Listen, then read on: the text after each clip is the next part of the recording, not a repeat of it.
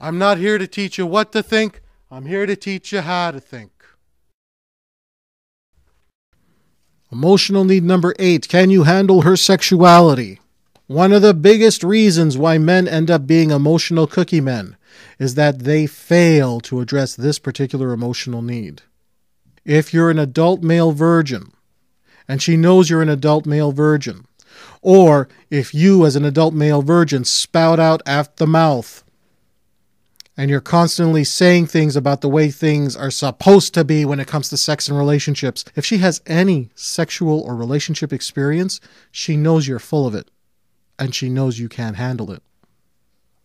For those of you who are going to attend my adult male virgin seminars, the one thing you're going to learn is that it is the adult male virgin that talks more about sex than the average guy. The adult male virgin presents himself as an expert about sex.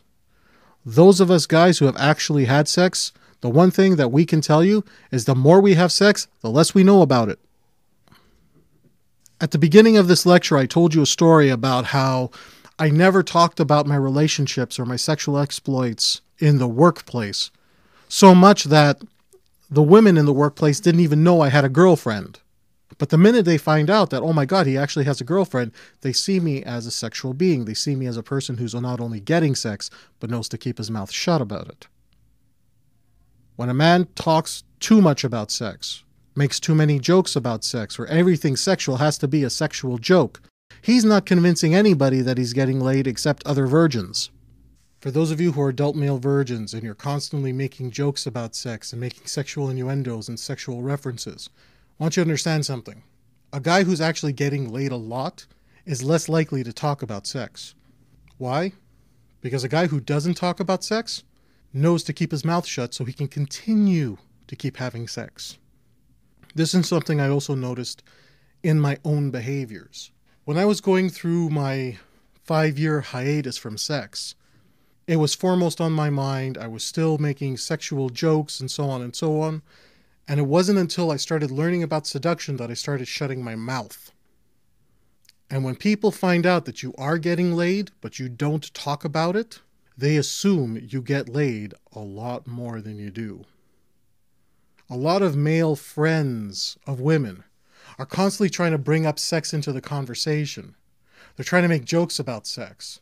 They're trying to show just how much they know. If you're going after a woman, chances are other men are going after her. If she's dating other guys at all and has a sex life, she knows not to believe you. And if she knows that you're into her, if you've asked her out, she said no, and you're still being a really good friend, you're still sticking around, and she knows she isn't having sex with you, she assumes that you've done this with other women before. Well, if he asked me out and I said no, and instead of finding another girl that he could be with, he's hanging around me, he's probably done this with every other girl he's liked. Maybe he's a virgin. Maybe he's just not into sex. Maybe he's so afraid of sex that if I told him that I would actually consider having a threesome with him and someone else, well, he doesn't seem like the type of guy who could handle it, so I'm just not even going to bring it up. You must demonstrate that you have an acceptance of sexuality, including your own sexuality.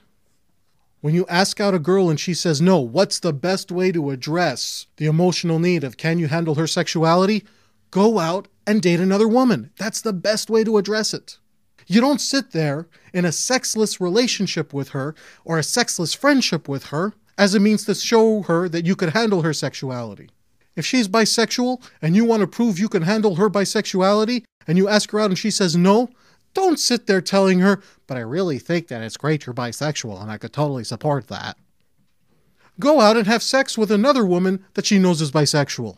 Go out and have a threesome with a bisexual woman and her girlfriend. There's no question at that point that you can handle it. Does everybody get that? The fact that you're willing to stay in a sexless dynamic with her lets her know that you can't handle people's sexuality. You cannot handle her sexuality. Because if you could handle her sexuality, you'd be the type of guy that actually wants to go out and have sex.